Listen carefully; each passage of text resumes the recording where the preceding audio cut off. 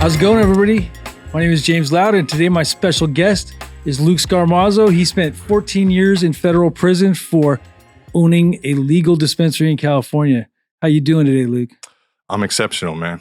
Really happy to be here. Thanks for having me, James. Man, really glad to have you on the show. Thanks for coming out. So you've been out of prison for almost a year now. Almost, about 11 months. Wow, really impressive. Yeah. You know, it's pretty amazing, your journey going from legal, and I can't even imagine, to be honest. It's wild that it went through what it went through, especially because you had a legal dispensary. It's not like you were breaking the law and you had some spot in New York where you were selling everything out of your bodega. Yeah. Big trapping. You were trying to do it by the books, and you were trying to do it the right way. And it's a little ridiculous. Yeah, it was one of the reasons why we didn't think we were going to get that much time, even when after it all happened, right? Is we were like, okay, it's a cannabis case. We're following state law. We were paying our taxes. We, everything was above board, completely legal in the state. So we were like, what are we going to get? Probation, a few years? Right. No, the federal government doesn't give out probation or a few years. Yeah. They decided to throw the book at you. Oh, yeah. 22 years is what you originally were sentenced for, too. Yeah. It was 21 years, 10 months is how the Fed sentence you in months, right? So when you get in, you walk into sentencing and the judge sentences you, he goes, Scarmazzo, we're sentencing you to 262 months. So now you got to sit there and do math, right? You're like, I'm like 262 months, 260. And I'm like, whoa, wait, that's like 20 something years. Yeah. So I didn't really even get the exact number it was when he initially said it, because I just was like, well, it's 20 something years. That's already way more than any one of us could have fathomed. And then the real fight began after that. The 14-year fight. The 14-year fight. That was a whole different battle. Yeah, so we met thanks to our mutual editor for I Have My Book coming out. You have your book that's out, which we have right here, The High Price. Yeah, Angela Baca, big shout out to Angela. Yes. Thank you for all the help. Angela. Yeah, she's the best. Big shout out. So let's dive back into where you got your start with cannabis, because that was a while back. Yeah, I did like a Quentin Tarantino to you, right? I started at the end of the movie. Right. So my start in cannabis was really when I was born, I guess, if I really back it all the way up. My dad grew cannabis. Since I can remember, I've been around cannabis. In my neighborhood, our neighbors grew cannabis. I grew up in California in the 90s. You know in Modesto? In Modesto, yeah. So, it was all around us, so we were immersed in the culture.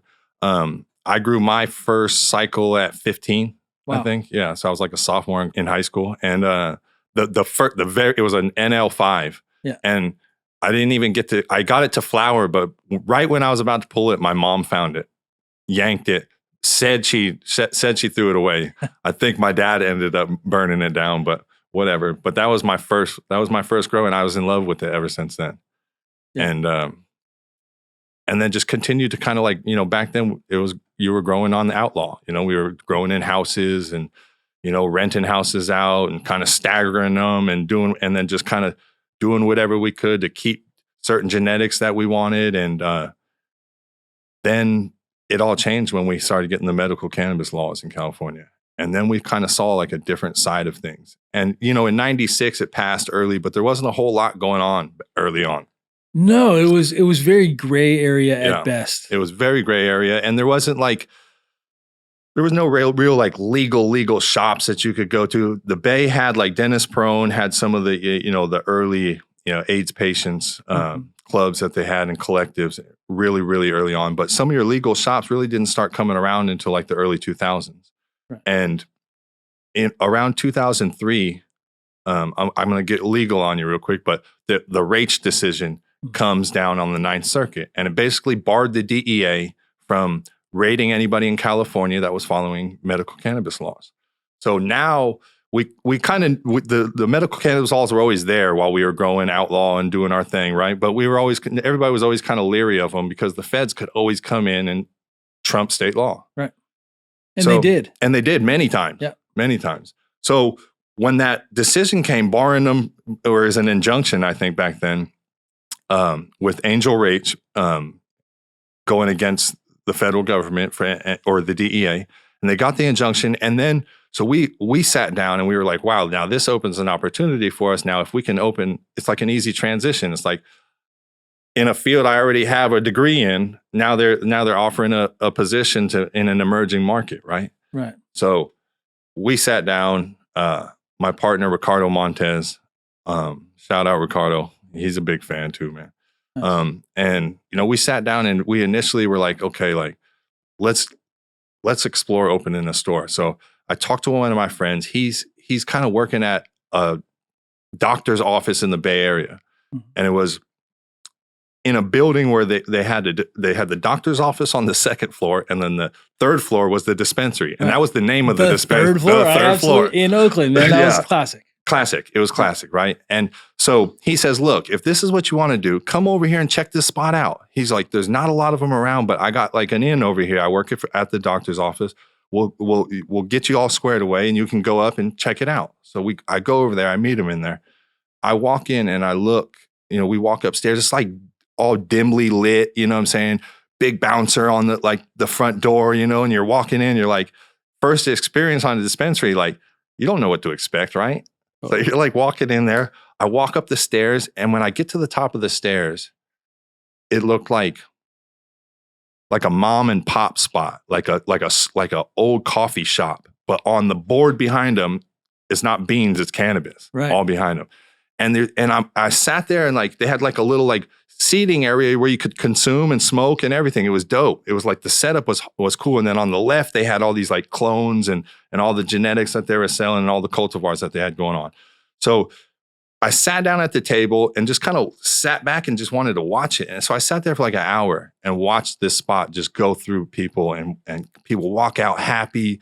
And the atmosphere was like really eclectic. There was like people from all walks of life. Yeah, everybody. It was crazy. It was a mix of everybody. Like anyone you could think of, from the skater to the rock guy to the football player to the whatever. You know what I'm saying? It was everything.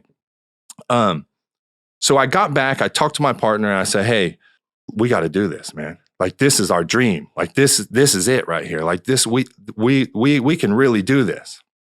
So he's like, "All right, where do you want to do it at?" So I'm like, The Central Valley, those of you that don't know the Central Valley is like, California's a blue state, right? The Central Valley is like the pocket of really high conservatism. It's very red. Very red. Yeah. Like it's like the only counties that voted for Trump like consistently, and it's always been like that. Mm-hmm. It's changing a little bit now. And I will give them credit. There are a lot of people that are working hard to make the policies there that more inclusive and make it to where it's justice for everybody, right? That's what we want. So shout out to the people that are working in Modesto to make the pendulum swing the other way. But at that time, it was really conservative. Yeah. So we sit down and we say, hey, where are we going to open this up at? So we decide on Stockton, because Stockton is in the Central Valley, but Stockton's a little bit more liberal. It's like, we're like, okay, Stockton's it's a little rougher, it's a little looser, right? We can go into Stockton and maybe like, they'll want some business there, right? Yeah. We're going to give them tax dollars. Like maybe they'll be open to it. We go into the city council meeting to meet with the mayor and the city council. And within, I don't think we got 4 words out before they were like, no, not in our city. And now we're like, well, that didn't go exactly how we thought it was going to go. Like we were kind of expecting some negotiation maybe. And like, hey, this is where we want you at. Mm-hmm. It was like a dead no. So we go back to the drawing board. We go back to our attorney at the time, and we say, "Hey, this is what they said." And he was very knowledgeable about the cannabis laws back then. And he says, "You don't have to ask the city to open." He said, "It's a state law." He said, "As long as they don't have like any bans or anything in place already, you don't have to get the city's permission to open a dispensary. You just have to make sure that you go through all the correct processes and get the correct licenses and everything." So we're like, "All right, cool. Why don't we just open it in Modesto then?" Yeah. That's our home city, right? And that's where we have the most love, the biggest support, the biggest network of growers, everything. So we decided to open in Modesto. And man, it was a hard decision, right? Because it almost felt like the people who were signing their names to the Declaration of Independence. Right. It was like, here we are. We're openly defying what you got, defying your federal laws. We're openly defying the community norms. Right. And we're on the main strip in the city. Yeah. Right out there. Right out there. Yeah. Big target. Big target. Yeah. I mean, what people don't understand is if you didn't do it and people like you didn't do it, it wouldn't be that way today. You know, Yeah. I think, you know, there's sacrifices that people had to make for us to have legalization, and people tend to forget the past, or they remember what they want, Yeah, but not necessarily the important parts. Well, the memory is short, right? Yeah. So it's like, especially like my daughter's generation. I always use her as an example. Jasmine, I love you. I know you're probably tuning in, so my bad for putting you on the spot here. But it's the other, like her generation. She's 21, right?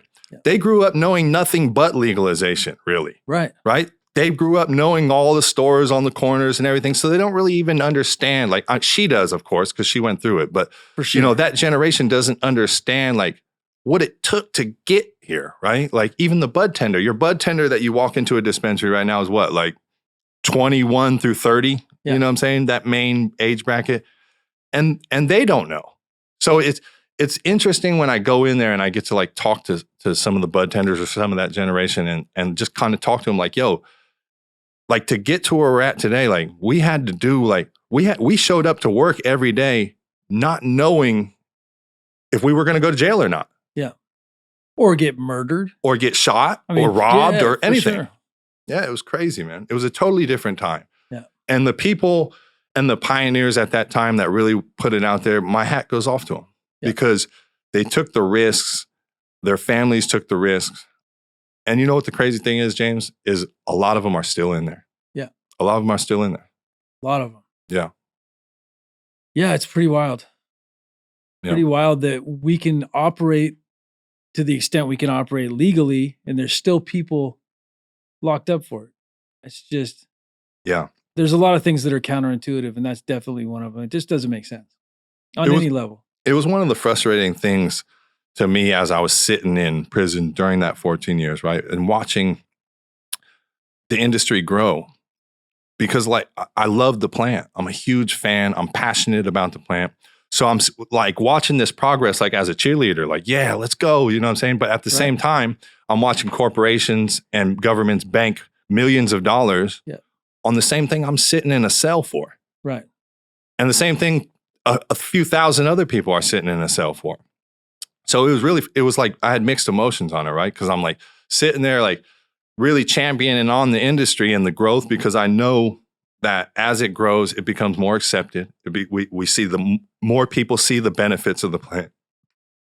So, you know, it was a tough one, but yeah. Yeah. And then, so you went through the appeal process and that was a fight as well. Yeah. Yeah. So we opened the dispensary we run it for 2 years. Mm-hmm. Great. And then the city begins to do like a litigation against us. They don't want us there. Right. And they go, all right, look, what we need you to do is tell us what it would take to recoup your costs and then some, and the amount of time, and we'll give you that amount of time unharassed to be able to, you know, continue to do business. But after that, we have to agree on a date. And I was like, that doesn't even sound agreeable to me.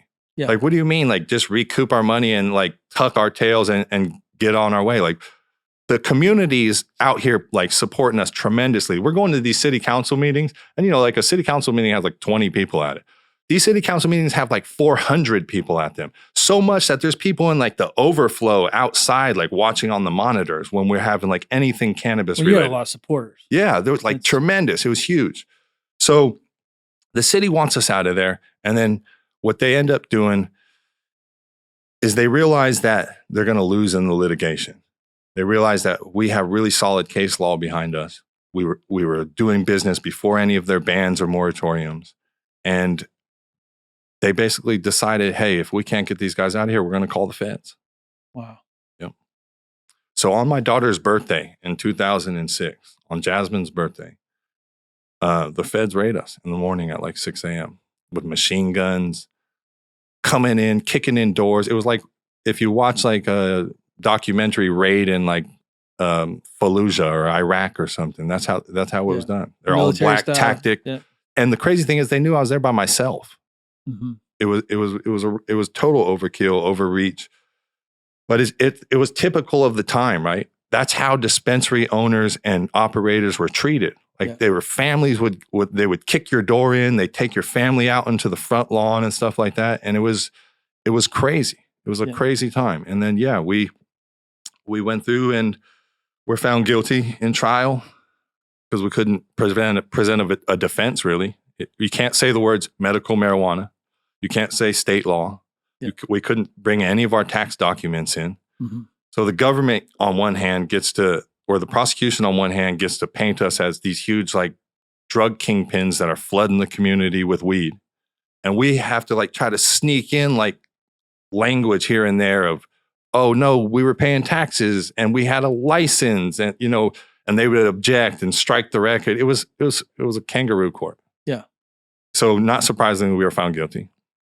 Sentenced to 22 years or 21 years, 10 months, and 20 years for my brother, Ricardo. And then, like I said, the fight began then. Our first appeal was dead in 2011. That was our direct appeal. That one was really like the shot through the heart because that's when you really, like, you think, okay, there's a chance. I had this one judge and maybe he didn't see it the way I wanted him to, but this is going to a 3-judge panel in the Ninth Circuit, which is one of the most liberal circuits in the country. So we're like, oh, we're going to get a good shake. Nobody gives a 20-year sentence to a dispensary operator. Like, that's unheard of. Yeah. Denied. Right. They gave it to me. And they said, you're going to keep it and you're going to do it. Wow. So then, like, for the listeners that are familiar with the legal process, forgive me. But for those that aren't, it's a Byzantine maze of like motions and stuff. Once you lose your direct appeal and you go off on your own now there's no legal help anymore. Now you're just in prison and you either learn the law or hopefully you got your parents or your people got money to be able to get a lawyer that knows the law for you because there's no court obligation for you anymore. Like when you go through trial, they got to provide an attorney for you. Once you're convicted, it's game over. So I had to spend like the first 5 years in prison in the law library. Wow. Just learning the law. Because I was like, man, like I was still like dumb enough to be like, this isn't right. Like they can't do this to me. Mm-hmm. The irrational convictions of youth, right? It made me sit down and learn law. And I had to do it the old fashioned way, like not with computers. Books. It was books. Like you got to a book and then you got to one part of the case and then it said, go see this other case. And you had to set that book down and then you had to go back into the library and find that book. And then that might have only been like a couple sentences you needed. Yeah. Right. So it was crazy, but I learned. Like I really learned it like that. I learned it the hard way. So I learned how to file my habeas corpus motion, 2255. I learned to file 2241s and these unique motions to try to just challenge anything, right? None of it worked. Yeah. Like I got shot down so many times. Like it was crazy at first. At the beginning, I was like real hopeful. I would call home and be like, yo, I got this in there, man. I'm hopeful. Maybe, something might shake. And it would get denied or it would get, shot back. And then I'd have to call back home and be like, it didn't work. And after a few times doing that, I stopped telling them about shit.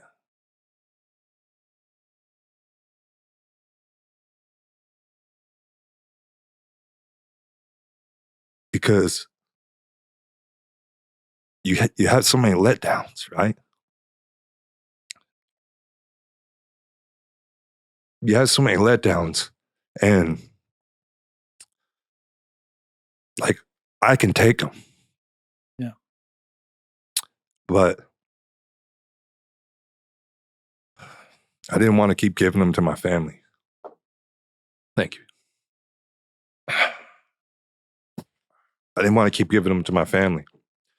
So it got to a point where I would just like kind of do my thing. You know what I mean? I'd file these motions, study the law, and hopefully find something, man, that where I could, something to where a judge would recognize the injustice of my sentence.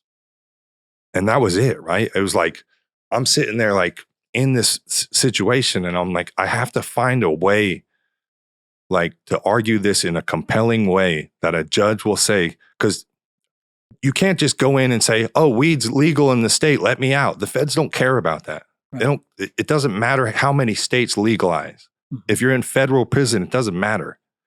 So I had to find a way to make a judge realize that my case was an injustice on its surface, just because I was following state law and because of the changing legal landscape of all of cannabis, even in the federal government.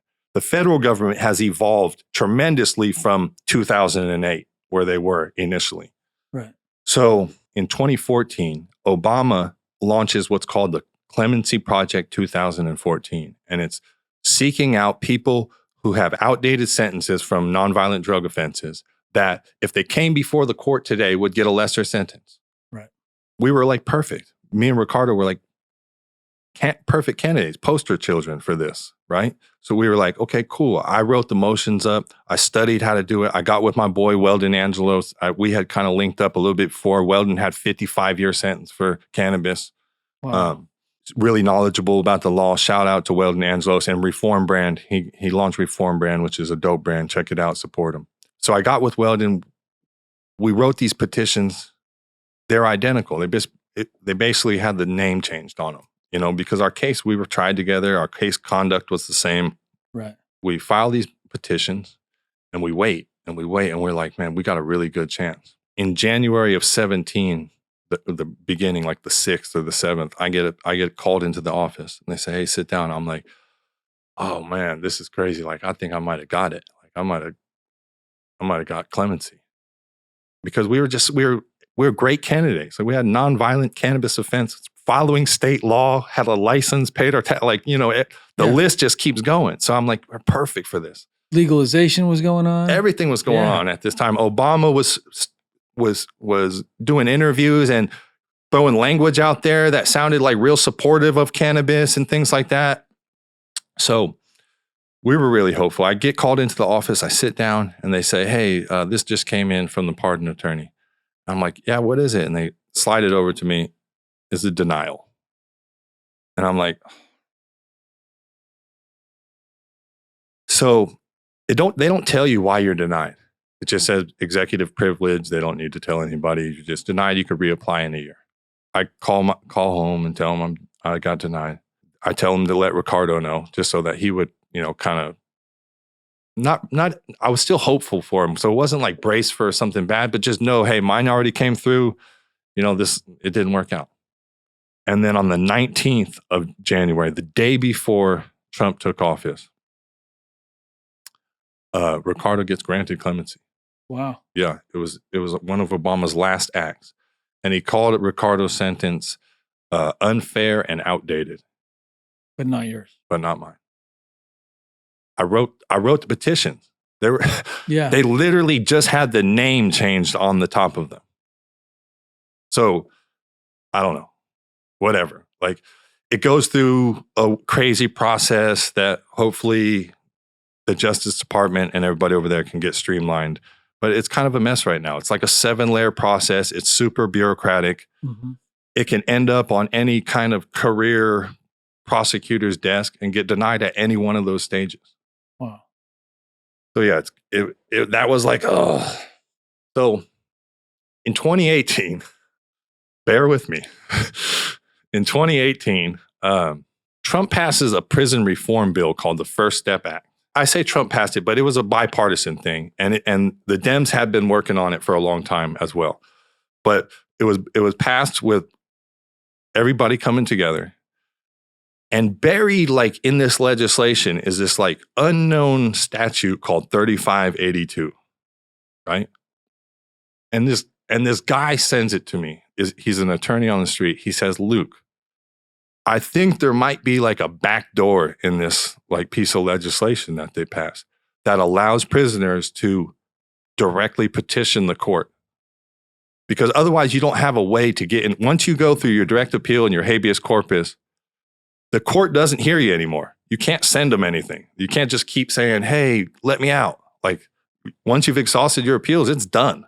You know what I mean? There's the court, you have no, what they say is you have no vehicle to come in back into court with. Right. So this was that vehicle. And now in 2018, after California has their rec laws going, and we have, multiple years of the Rohrabacher Barr Appropriations Amendment that's barring the DEA and the Department of Justice from using their funds in states where cannabis is legal. So we have a series of things that have happened over the course of the last few years that's making it to where I think now, if I present it before a judge and I do it in the right way, like I said, in a compelling way where I don't necessarily only argue cannabis, but argue it in a way where the cannabis is the main foundation of this injustice because of what's going on in the whole U.S. today. Right.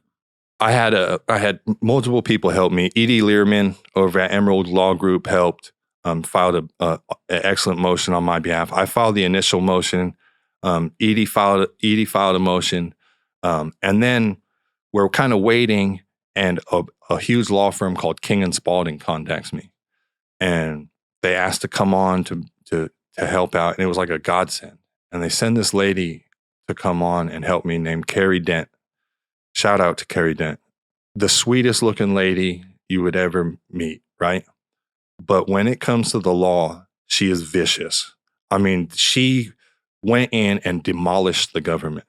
Like I've never seen like such a one-sided like battle in motions before, seeing how Carrie like just went in, just like kind of just dismantled like every like point that the government was using to keep me in there. Lo and behold, after she came on, to make a long story short, brother, in February 3rd of this year, I was released from prison because of Carrie Dent, because of King and Spalding, because of Edie Learman, because of Freedom Grow, because of LPP, because of Mission Green, because of Glass House, because of Beard Bros, because of everybody, because the entire community. And apologies for anybody I miss. I know I miss a tremendous amount of people. I could probably do your whole show thanking people. I'm serious, like right. No lie. But because of the community that came behind me, I was able to get out. It wasn't just because I found that motion. Somebody shot that to me, right? And then I filed it, and then the community got behind me, and attorneys got behind me, and they were able to get me out. And it was the greatest feeling in the world, man. Like when I got to hug my daughter, like on that night, like I flew. I was in a prison in Mississippi, a place called Yazoo City, Mississippi. It's like, it sounds like what it is. I'll just say that. It's like 50 years in a time warp. Wow. You know what I mean? And it's like small Southern, like the way they incarcerate people is different in the South. It's just a different culture and a different mentality, right? So I say that to say this. I was ready to leave when they said it was time to go. So they put me on a plane. I fly back to California. I fly into Sacramento Airport. I meet my daughter at a Denny's. That was my first time seeing her in so long, man. Wow. I mean, she was one of my biggest supporters. I love her to death. She came up and visited me, throughout all those years. But then COVID happened, and then I got shipped out of state, and then I got shipped to Louisiana, and then to Mississippi. So by the time I actually ended up seeing her, it was like 5 years since the last time I saw her. Wow. So it was a really emotional moment. But like I said, it's the best feeling in the world, man. I bet. Yeah. Wow. So let's talk about COVID, because I think COVID was pivotal in a lot of ways in the book. I mean, yeah. I read some really interesting things in your book. Yeah. How you wrote the book. Yeah. I think that's pretty impressive if you want to go into that, how you got the paper. It's like that's actually a really interesting story. So I end up in solitary a lot during my 14-year period. And you can end up in solitary for anything. Like they'll put you in solitary confinement for anything. A few times was for a dirty weed test. And I did like my first dirty weed test in prison was in Lompoc, and I think I did like 75 days. They call it the SHU. It's an acronym, SHU. And it's Secure Housing Unit is what they call it. But it's solitary confinement. They throw you back in a cell. You don't see anybody. Your food comes in a slot.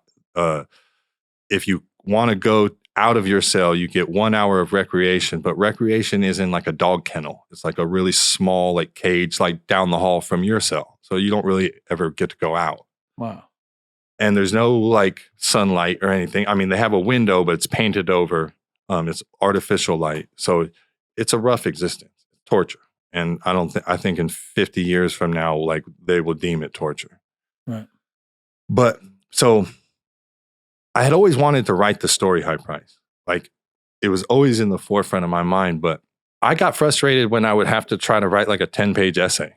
Like I'd be like, dude, I don't want to write this. So I'm like, how am I going to sit down and write like this book, like this story, like this? Because to sit down and write this story, I knew it was going to take a lot. So I, try to force myself to sit down a few times, and I got like 10 pages done, I think. And then I ended up going back into solitary, and this time it was for like 7 months. So I'm sitting in my cell in solitary, and you like books are your lifeline in there. Like if you have books, you're pretty cool. Like you can sit there and read, maybe like work out for a couple hours, write a letter, read some more. Like it kind of makes it to where you can break your day up a little bit, right? But I run out of books. And if you don't catch the guard coming through with the book cart, which they come whenever they want to, really, then there's no way to get it other than the mail. And sometimes they play with the mail back there too. So you're not getting mail for like a week or 2 weeks or 3 weeks at a time. Wow. So I run out of books, and now I'm like, all right, I got to figure something out. Like something to occupy my time. So I said, man, I wanted to write this book this whole time. Let's do it. I'm sitting down in here. I felt this, like, it might sound crazy, but I felt like this presence that's just saying like, yo, this is for this. Like, this is why you are in here, like to sit here and do this. So I'm like, all right, this is what I'm going to make the agreement with myself. I'm going to make a deal with myself. I'm going to say I'm going to write 4 pages a day. And that's it. I'm not going to get it. I don't care even how they come out. I'm just going to sit down. I'm going to force myself to sit down. I'm going to write 4 pages a day and just see what happens. So I do it. And then like after 2 weeks, I got like 40 or 50 pages sitting on the side of me. And I'm like looking over there, and I'm like, I have something now. It's like something real now. So now I'm kind of getting like a little excited now at my writing time. It was like 1 to like 4 o'clock. So I'm getting excited, and now I'm like, okay, hold on. So I just keep writing. I keep writing. And after like a few months back there, I finished. And I was like, okay, like, well, hold on. Let me back up though. You're right. Hold on. I skipped one of the most important parts. So that first day I figure, okay, I'm going to write this, right? So I write my 4 pages. Well, there's a reason that I say I'm going to write 4 pages. It's because that's all they give you. You only get 4 pages of paper back there. So I didn't think it all the way through at that time. I'm like, yeah, I'm going to start writing my book and get these 4 pages out a day. Well, you only get 4 pages a week, and you get 2 envelopes, and you get 1 little flex pen, like a little half like clear pen that, bends so that you can't kill anybody with it or something, I guess. Yeah. I run into the immediate problem that I'm going to be A, out of paper really fast, and then B, out of ink like shortly after that. So the way you get paper back there is like the orderly comes behind the officer that's giving trays out, and he like pushes a cart like once a week and gives you like some supplies, soap, pens, writing paper, things like that. So like I slide a note to the orderly, and the note says basically like, hey, I need more pens and paper in this cell, and I'll pay you for it. Like, just let me know whatever you want. So he's like, everything is for sale in prison. Everything. Like if you have money, it doesn't matter what it is. Somebody's going to try to make it happen. Right. So he sends me back a kite. Well, we call them kites. Right. So he sends me back a kite, and it says on it, yeah, for 2 lunch trays and 1 dinner tray, I will give you however much paper and pens you want. So I'm like, bet. I mean, I don't really have a choice, right? it's going to hurt to not have two lunches and one dinner in a week, right? Because that's all the food you get. Like and it's not a lot. Like they're giving you the food is crap. So everything you heard about prison is true. It sucks, right? But it's not a lot either. So you're like, I was hungry on those days, but I had the plug on the paper. So he would come by like on the times when he was supposed to give like me only 4 pages, he'd slide like a whole notebook under there. Wow. And then like a whole handful of pens. So then I would just keep stacking them up. So that's how I got the material to even write the pens. I had to trade my food for it. But yeah, I mean, so high price, like, trust me, like, I want to give it to you free, but it cost a lot to write that thing. Seriously. 420 pages. Yeah. Amazing. Yeah. So yeah, man. And then, but my last problem was once I finished writing, I had to figure a way how to get the pages out. Yeah. Because you're not supposed to have like an excess amount of material in solitary. Like they come through and they'll do cell inspections and they're supposed to take it. So I was real worried about like somehow losing this manuscript now that I had. So I wouldn't even go out to like the little recreation cage, like when it was time to go out, because that was usually the time they would come in and shake your cell down. Oh, wow. So I wasn't going out to rec. And now I'm like folding it up in like, bundles of 20. And I'm like sending them out to my good friend, Georgine Arson. Shout out to Georgine too, who was so intricate in making this book happen. She sends it to her friend, Jenny McMines. And Jenny like was going to transcribe my chicken scratch handwriting on this flex pen and, solitary confinement paper into like something on a computer for me. And she initially said, hey, look, I'm going to give you like, I'll give you a quote. It'll be somewhere around, $1,000 or something. I'll give you a good deal, da, da, da. So I don't hear back from her for like a month. She hits me back and says, hey, it's done. I'm like, cool. Like, what do I owe you? And I'm thinking like, oh man, I'm going to have to like figure out a way how to get this lady some money. And she says, you don't owe me anything. She said, after I finished typing that story, she said that it affected me so much. She goes, I just want you to win and I want you to get out and I want you to get home to your daughter. Wow. Yeah.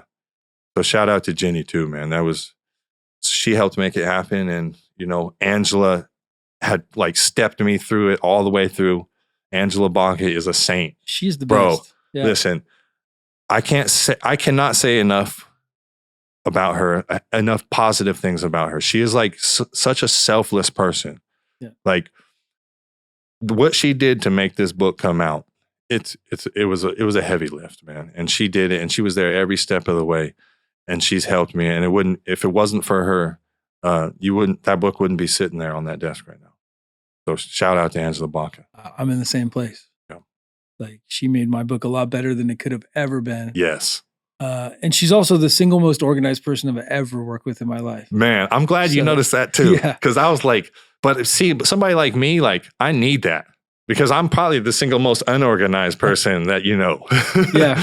Yeah. Her and I are a real good workforce because I don't stop. I just keep working. I don't care if I have to stay up all night to do stuff. Yeah. And she's very organized, so she's able to rein me in a little bit. Because I just want to keep working. I want to keep doing it. And she's like, okay, but we got to do this organized. Mm-hmm.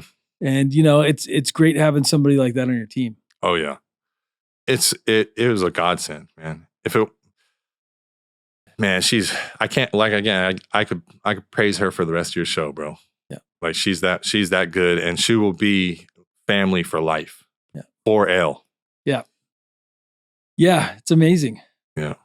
So your book. You just recently released it. It's now on Amazon. So if people want to get it, they can go on Amazon. They can purchase the digital copy or they can get the book in print. And it's very reasonable. It's a little over $20. Yeah. I mean, I think it's a good read. Yeah. It's, listen, we're really excited about it. I got up to like number 26 on the social activist bestseller list. I know that's kind of like subcategory of a subcategory, but listen, I'm climbing up there, right? Yeah. You're doing it. I'm doing it. When you're doing this is just one of the things. Yeah. Yeah. It's just, it's one of the, it's one of the things that we're doing, and it's an important story. Yeah. Like honestly, and this may sound ingenuine to people or crazy or whatever, right? But if I could make 10 million people read this story and not make $1 from it, I would. Yeah. Like, because it's that important of a story to me. And it's not because I'm in it or because it's like I'm the character or anything like that. It's because it's from an era that we need to make sure that we don't forget.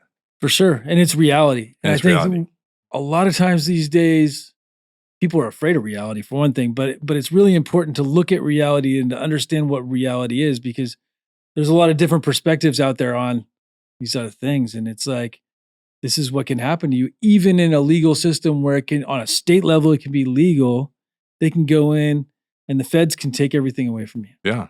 This is America, right? Yeah. Like, we don't grow up in our like elementary school saying, hey, look, if you follow state law and you pay your taxes, you're going to go to prison for 20 years. Yeah. Like, it doesn't jive, right? And so, like, even when I'm sitting in there in prison and we have the Brittany Griner situation and she's finally freed, thank God. And then, but the whole time the administration is sitting there calling her unjustly detained. Right.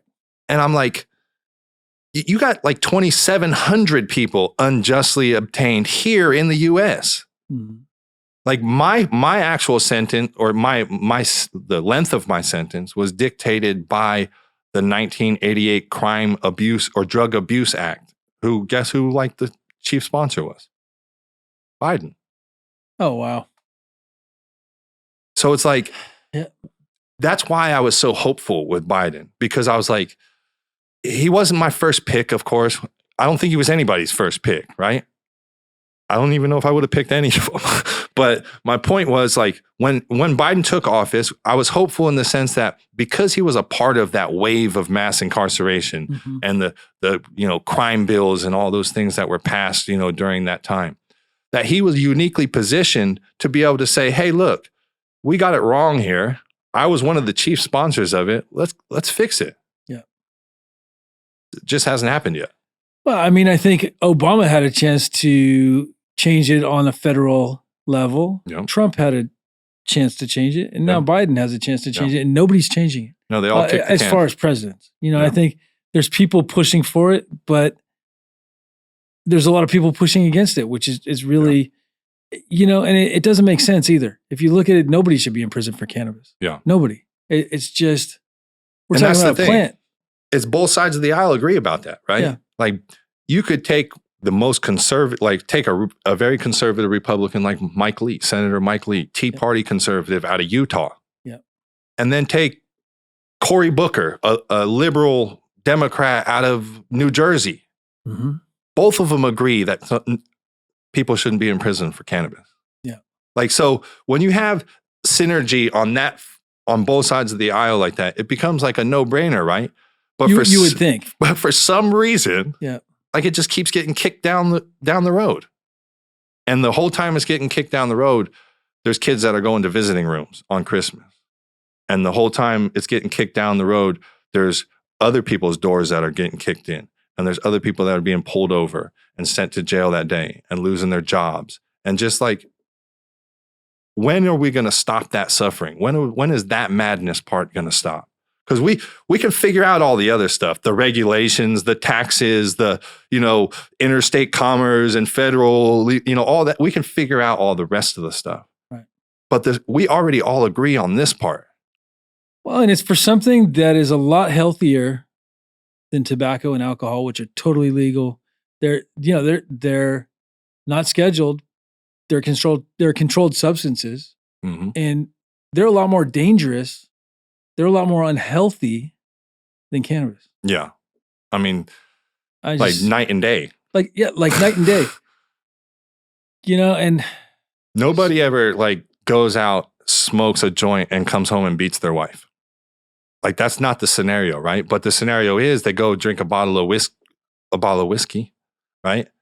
Yeah. And that happens, right? Mm-hmm. Or somebody drives and kills somebody, or whatever, the plethora of things. And then let's not even get into the health issues of tobacco and emphysema and all. They might beat up some cheeseburgers. You might beat up some cheeseburgers for sure. You'll be right. Or a taco truck. Pizza. You know what I mean? Yeah, totally. But yeah, whatever. We're fighting to get it right? We're fighting to get it right. And I mean, I feel like if you looked 100 years in the future, 100 years in the past, they'd say we're pretty crazy right now and we're doing things the wrong way. Yeah. So, but every day is a new opportunity to make a difference. That's right. And to change. That's right. And that's what it's about, right? It's about like being that change. Like, for example, back then, it was easy to like say I'm an activist and like post a picture on my Facebook and say, oh, look at my plants or this and that. And then that's it, right? Right. It's harder to go out there and grow the whole field off the Highway 20 like Eddie Lepp did. Yeah. You know what I'm saying? It's harder to go open a dispensary down in Bakersfield like Ramirez brothers did. It's harder to go down in some of these other spots where you have to go out on Front Street, right? You have to put yourself out there to risk in order to move the needle forward. Yeah. So that we can be where we're at to where everybody isn't in fear of that prosecution anymore. And it's like, it's disobeying unjust laws. Yeah. Straight up. Well, the younger people are getting older and the laws hopefully will change. Yeah.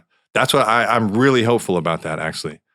Because you see that stigma that like when we were young, right? That DARE program and turn your parents in if they're smoking weed. Your brain on drugs. Yeah, exactly. That stigma isn't around for this generation that's coming in to be legislators and city council people and things like that, right? So we're starting to see a whole new generation and a new way of thinking and a new way of like how do we handle cannabis? Like how does this work in society? Yeah, I mean, we have professional athletes that are very much in support, and then there's ones that don't talk about it, but a lot of professional athletes use cannabis. Nick Diaz got a 2-year sentence. 209, shout out Nick Diaz. Yeah, big ups to Nick Diaz. He basically lost 2 years of his career for cannabis, and now it's legal in the UFC. Yeah. And then on 420, they put his, that's pretty it's crazy, wild, right? Like, he couldn't fight for 2 years. Yeah. But like, shout out to Nick too. Yeah. Because of that, because of what he put it on the line and went out there, right? And said, hey, yeah, this is what it is. Yeah. Now he's on 420 doing that. And now he deserves everything he gets going forward from that. Because he came out and said, hey, look, as an athlete, cannabis use is something that's part of my regimen. Yeah. And that's okay. It's not taboo. It's not crazy. Yeah. You know what I mean? And so the more athletes do that, the more we can get LeBron James or somebody like that, one of the bigger athletes to come out here. I think we're further down the road on that, of course, but yeah, they need to stop talking about cold plunging and start talking about how they smoke weed. Yeah, exactly. Especially for at least the recovery part, right? For sure. I feel like almost everybody can agree, like loading up your an athlete's body with pharmaceuticals versus using a natural plant medicine. I mean, just on the surface sounds better. Anti-inflammatory. I mean, the properties are so much better. Yeah. Yeah. And that's the exciting part of like rec now, right? Is that if I take you back to 2008 and I go in and I pull my dispensary crew together for like a team meeting and I tell them, hey guys, we're getting in a flower today that has THCV in it and we got one that has CBN in it. And they would all look at me like I was speaking Chinese. Right. Because we didn't know about isolating any of those. Mm-hmm. Like we didn't have any idea. But what we knew, like, of course, we knew the entourage effect. We knew certain strands worked well for us and certain ones were better in certain situations. Some of them made your heart race. Exactly. Some of them made you tired and tight behind the eyes. Yeah, exactly. Yeah. So you knew kind of how to balance it, right? Just on because you were using cannabis that often and you were a connoisseur, you said, okay, like that's my nighttime joint right there. That one right there, I can function on all day. Well, testing screwed up a whole bunch of stuff. Oh man. THC percentage. Do not get me, bro. It's wild. Stop buying weed from THC percentages, please. It's like the biggest heartbreak to me as I got out. Like I started seeing like none of the old cultivars around that I used to like, saying something. I know they take 12 weeks to grow. I know that, but they're special and they were different. Mm-hmm. You know what I mean? So I know the market is what it is, right? We have to people like what they like. Yeah. And so you have to kind of feed the machine and do your thing. But some of those old cultivars that have gotten like bred out of existence because either, they didn't yield the greatest or they weren't 8-week poppers or 7-week poppers. Or they were too strong. They smelled too strong. Exactly. Yeah. And you had them to where now we have this like set of strands that are really like similar, right? We don't get a real lot of that variation that we used to get. No, there's a lot of gelato. And runts, gelato mixes. Yeah, runts and gelato. I mean, all these, it kind of happened with cookies. Yeah. Around 2010-ish is when it started, and it just kind of snowballed into what it is now. And purple candy gas, that's what people want these days. I mean, but I think the old ways are coming back. Sour diesel is coming back. Yes. Cuban black haze, which is an NL5 haze crop. Yeah. That is coming back. Yeah. Northern Lights, people talk about Northern Lights. I like Northern Lights. I like Fort Collins Cough. Yeah. And maybe we won't find it in just pure Northern Lights on the shelf, but we're going to find a cross with Northern Lights in it. I got some Northern Lights crosses. And I think that's how it lives, right? I think that's how we get some of those cultivars that have been bred out for whatever reason to be able to live on. Is okay. We'll meet you in the middle now. Right. Well, children live on through their ancestors. That's right. Let's just try to make them the best children possible. I think doing the selection process. That's true. Yeah. That's a very good point, man.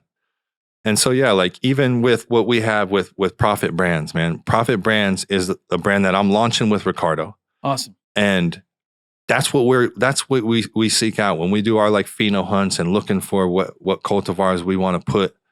Like we are looking for really specific things that we liked back in the day. Cultivars that are buried like in the Central Valley somewhere that, one of their professors or one of their teachers gave them a old school Santa Cruz blueberry or something. You know what I mean? And it's just, it's unique.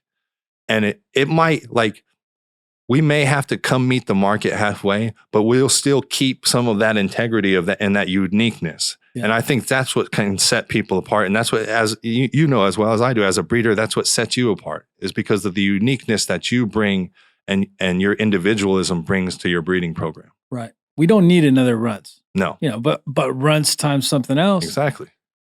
Runts I like a G13 or something might be. G13, some Romulan. Yeah. We can get some Romulan in there. Runts Romulan might be kind of cool.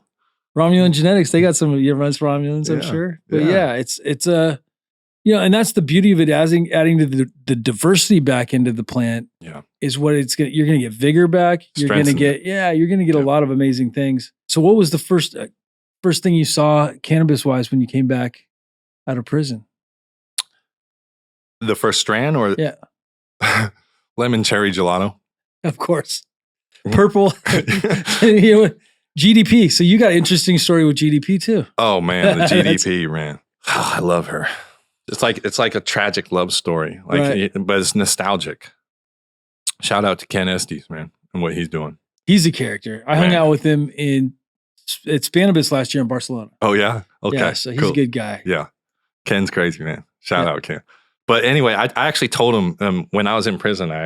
We had burner phones in there. I mean, or somebody did, and would text him back or hit him on Messenger, and we were talking back and forth about the story and about like the role that GDP played in it. But yeah, man, it was one of my.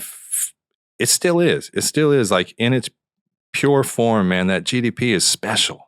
Yeah. Just something special about the real GDP. The real GDP, and that's the thing. It's like.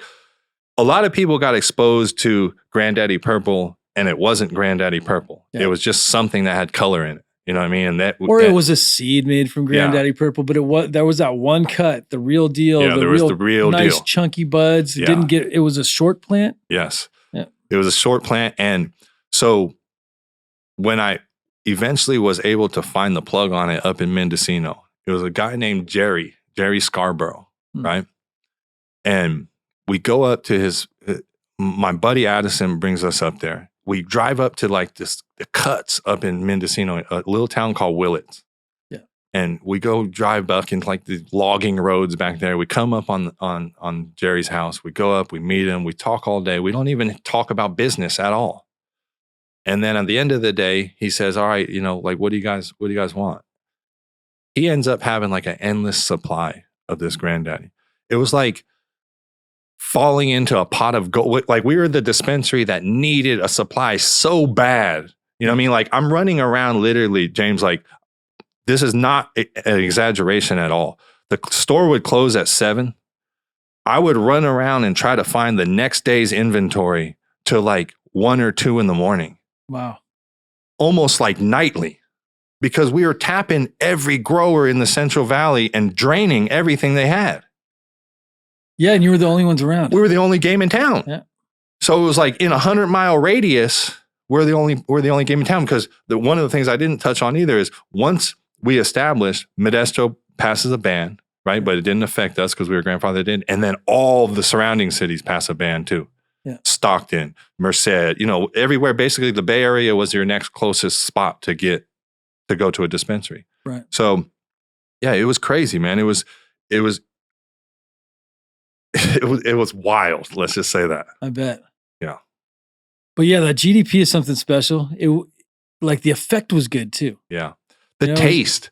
Like I could have like a car tray full of roaches and like I would pull out one. Nope. Boom. GDP. Yeah. I would know it instantly. Yeah. Floral. It's floral gas. Super floral. Yeah, floral gas. It was so unique at the time. There was nothing like it. It was so potent on your lungs when you would inhale it. And listen, the pounds back then were $4,000. Yeah. All day. That's if you knew, like, that was our plug. Yeah. He's like, yo, this is 4,000. How many do you want? If you're taking 50 of them, it was $4,000 a pound for 50 of them. Right.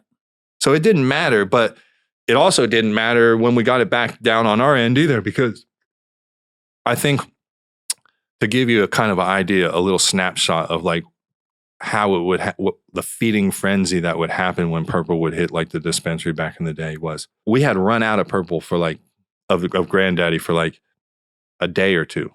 And we were just waiting. We couldn't get some Rich. It was always Rich or Ricardo or I had to go up to Mendocino to get the pack, right?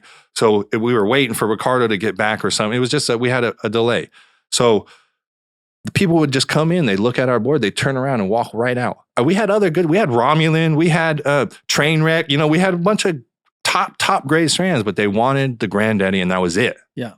So finally, I remember, oh shoot, I have one stashed in like the safe in the back, like on like a reserve pound, right?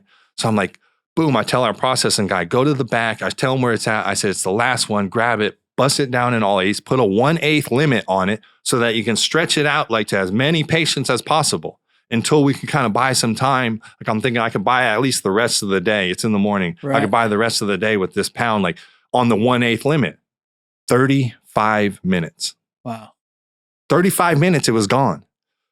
So now I'm doing the math on that. I'm like, damn, I paid $4,000 for that pound. In 35 minutes, we sold $50 ace. We ate the sales tax. We didn't charge the patient the sales tax. That was the top price for eighth back in the day. That was top. $50. $50 was top. Heck yeah. Like our top. Maybe 60. Maybe 60 if you were in the Bay Area. Right. 60 in the Bay, you could get all day. For sure. But like our top, like if it wasn't Granddaddy, it was 45. We wouldn't go over it. But for Granddaddy, we were paying a little bit more for it. Yeah, I paid 60 for cat piss back in the day. Oh man, that's another one. You bring me back with that. Yeah. My boy Thunder had a really unique cut of that.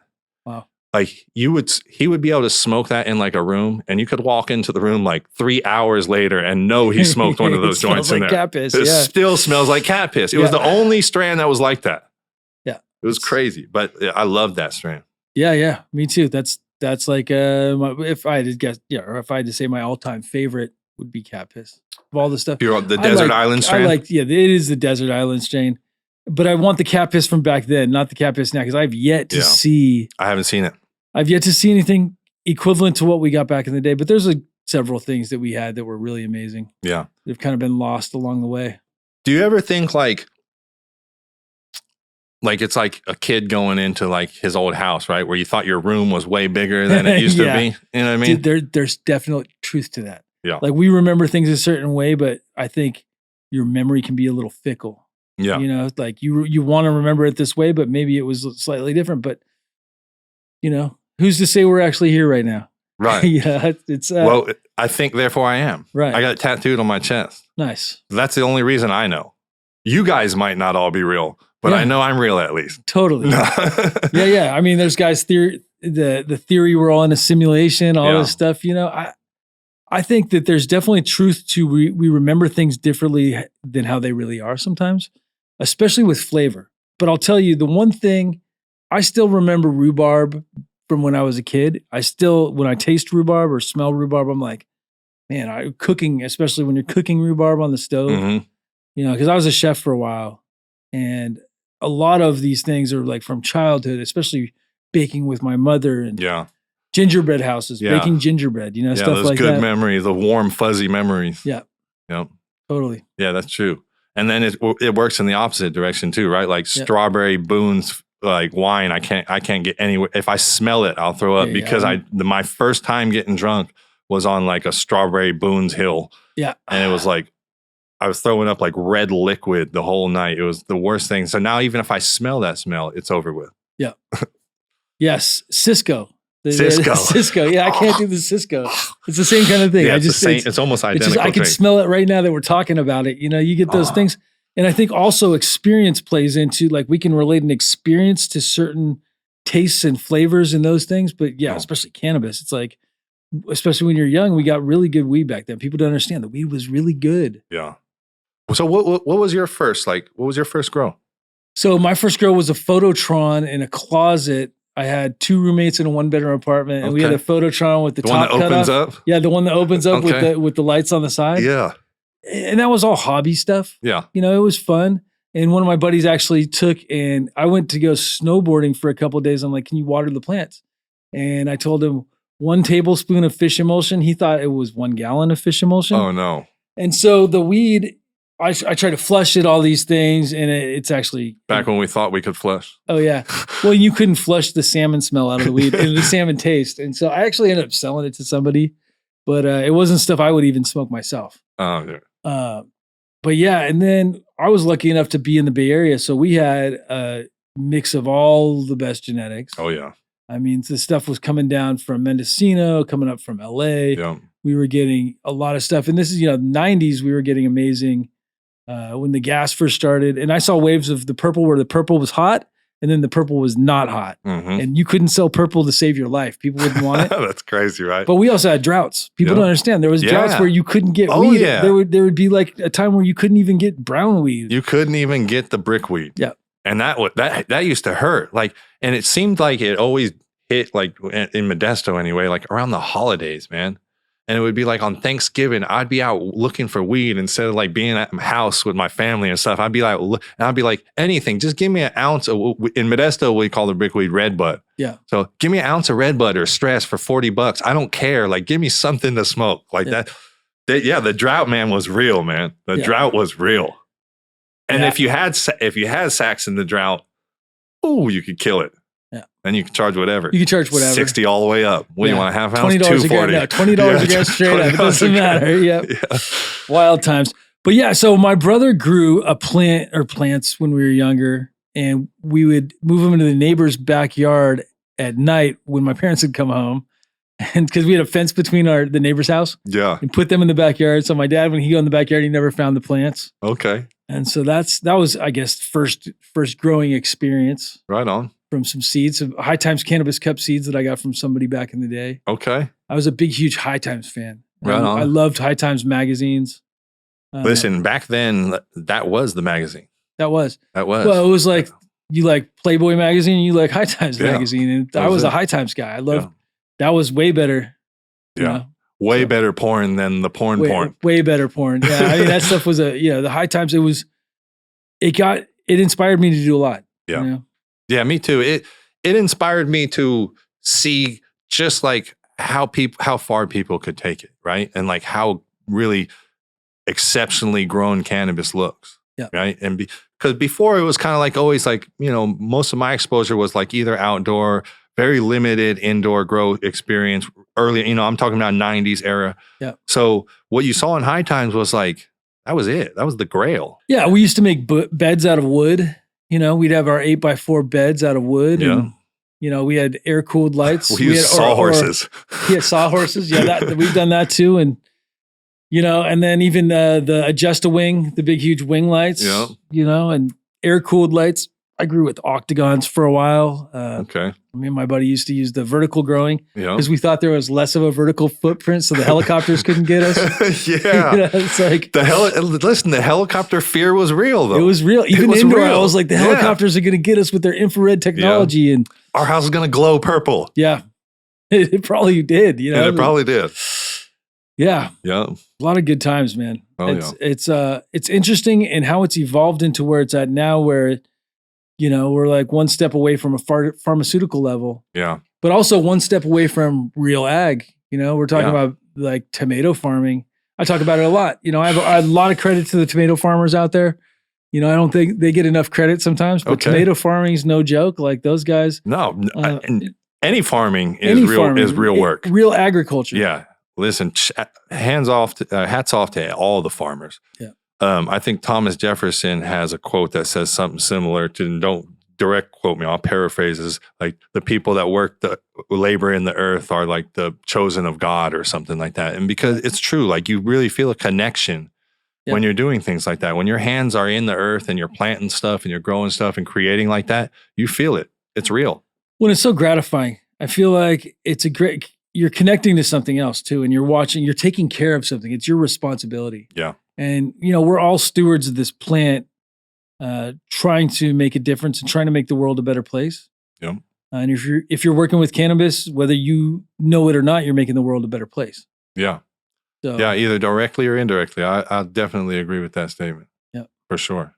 Yeah. So if people are looking to get a hold of you, where can they find you? I know you got an Instagram page and you got a website now. Yeah. Profitbrands.com. So check us out. We launch in all the stores in January 19th. So check us out. You can go on profitbrands.com and find what stores we launch in. You can get High Price on Amazon.com. High Price, the Luke Scarmazzo story. Check it out. Review it. Like it. Tell me what you think. Tell me that you should have been in it. Tell me that this person shouldn't have. Tell me I shouldn't have. I don't know. Right. Yeah, just any kind of feedback. This is my first book. I got to like gloat over the holidays that my mom had a son who was a published author for the first time. So she thought that was pretty cool. You know what I mean? She got to kind of brag to all the aunts and stuff. Really cool. Yeah. So yeah, we're really excited about it, James. We're really excited to make sure that everybody hears the story and just learns about that time, man. Like we sat here for a long time and we talked about the era of when you could go to work and you could end up in jail, of when you could go to work and you could end up robbed, of when you could go to work and you could change somebody's life because you gave them cannabis. Yeah. And we still keep that ethos alive, and we still keep it alive with our company, Profit Brands. Our tagline is wisdom of the past, vision for the future. And we really want to take like a lot of that legacy knowledge, right? A lot of that legacy knowledge about growing and cultivars and things that are special to us and what's special about the plant and meet the future with it. Yeah. Sometimes we need to use technology to propel our vision, but technology is a great tool. It's a great tool, but let's like stay grounded in what our values are with this plant. And I think that is where we can find some really great synergy. Yeah. So tell me a little bit about your podcast. I heard you got a really good podcast. Yeah. Like I did an intro to the podcast. It's called Joint Forces with Luke Scarmazzo. Yep. So you can subscribe to it on YouTube. We filmed the first episode. We had a ton of fun. And some of the cut-ups of it, the intro to the thing, I said, somebody effed up and gave me a show. And I really mean that. Like they effed up and gave me a show. But, we're going to talk about cannabis. We're going to talk about culture. We're going to talk about current events, music, and just what's going on in the industry, what's going on in California, what's going on in the world, what's going on in the United States, those things and how it pertains to us. Right. So it's really interesting. We got awesome guests coming up. We got a lineup of Magics from Cartel Crew VH1 show that was super dope. Magic has been all love to me and super supportive. We got Burner coming on the second episode. He's been super supportive with the brand Profit and with the Joint Forces podcast. We have the original crew from CHC to get together. I'm really excited about that. We're all just going to sit around and tell stories and about the time and what we felt and how it looked to us and all that. That's going to be a really exciting episode. Mary Jane, a comedian, a hilarious comedian is going to be coming on one of our shows. Like our lineup is tremendous. So I can't wait. And it's exciting, right? Because now I get behind a mic and I just get to say whatever I want to. Yeah, it's awesome. Yeah. I mean, these podcasts are so important. I feel like getting to be part of documenting the history is amazing. Yes. It's a privilege, but also it's a responsibility because these stories are going to get lost otherwise. Right? Yep. So like the fact that we can talk here today and I can share your story. I mean, for me, that's really special. But, and there's so many stories out there. Yeah. There's so many stories that never get told. So at least we can capture some of the reality of what happened of the past, And so hopefully we can learn from our mistakes and move forward. So we're not destined to repeat them, right? Exactly. And thanks for having me, man. I appreciate it. Yeah, thank you so much for coming on, man. I look forward to you coming back. Yeah, I look forward to it, man. Thank you so much. Yeah, thanks, man. Cheers.